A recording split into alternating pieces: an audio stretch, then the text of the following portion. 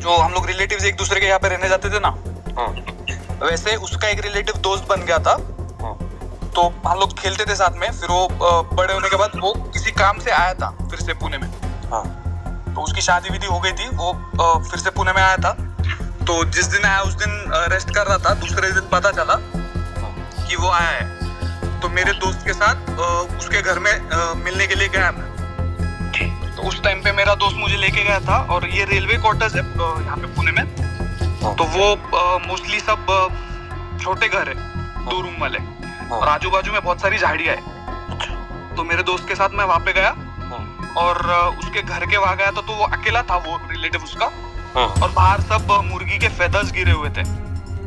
तो हमको लगा हुआ होगा कुछ, शायद मुर्गियाँ फाइट करी होगी, उसकी वजह से गिरा होगा।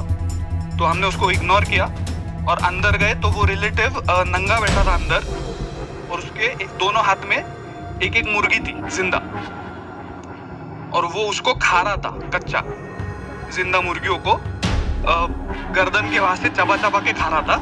और आजू बाजू में भी 2-3 मुर्गियों के रिमेन्स पड़े थे, मतलब कुछ छोटे मोटे पार्ट्स वो सब। तो हम दोनों डर गए।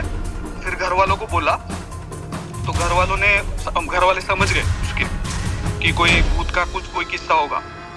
तो उन्होंने किसी जो थे भूत भगाने वाले, उनको बताया। तो उन्होंने कुछ किया, उनका तंत्र मंत्र जो होता है वो सब किया। और फिर उन्होंने पूछा कि क्या हुआ है, कौन हो, कहाँ से आए हो। तो पहले तो वो बता नहीं रहा था। फिर बाद में कुछ किया वो उस औरत ने। तो उसने बोला कि वो यहाँ पे आ रहा था। तब उस टाइम पे तो सब बस यूज करते थे, ज्यादा प्राइवेट व्हीकल्स नहीं थे।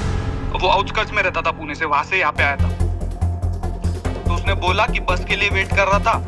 फिर वहीं पे पेड़ के नीचे वो सो गया कुछ खा के, और वो पेड़ मेरा था। तो मुझे नहीं चाहिए था कि वो यहाँ पे रहे पेड़ के पास। तो मैंने उसको पकड़ लिया और उसके साथ यहाँ पे आया हूँ। तो फिर उसने और पूछा कि जाने का क्या लेगा। तो उसने बोला, मतलब मराठी में बोला उसने, मी विडा उचललाय, मी विडा पूर्ण करून जाणार। उसका मतलब कि मैंने ये जिम्मा उठा लिया है और अब मैं काम खत्म करके ही जाऊंगा। तो उसको समझ गया कि इसको इसकी लाइफ चाहिए, उसको मारना है इसको। तो वो जो तांत्रिक थे उन्होंने बोला कि ये नहीं मिलेगा, उसके अलावा जो चाहिए वो मांग लो। तो उसने बोला ठीक है, जो करना है वो कर लो।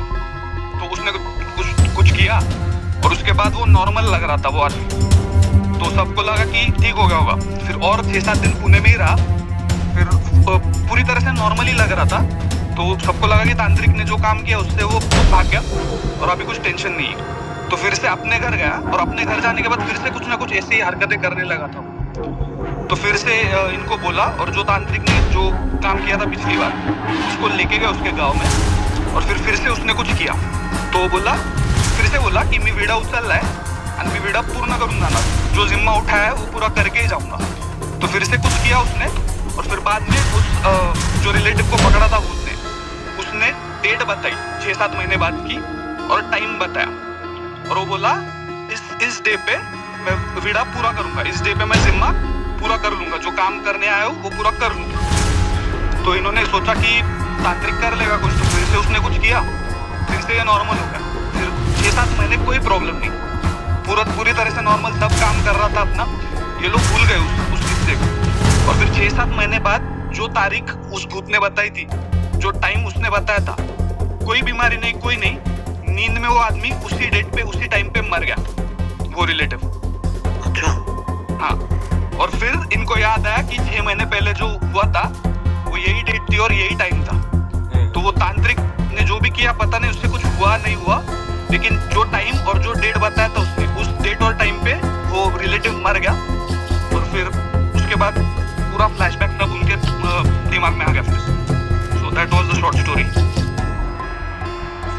शॉर्ट थी लेकिन काफी भयानक स्टोरी सुनी। हाँ, तो मतलब उसने बोला और वो लेके गया भी। बहुत बहुत। और अब कोई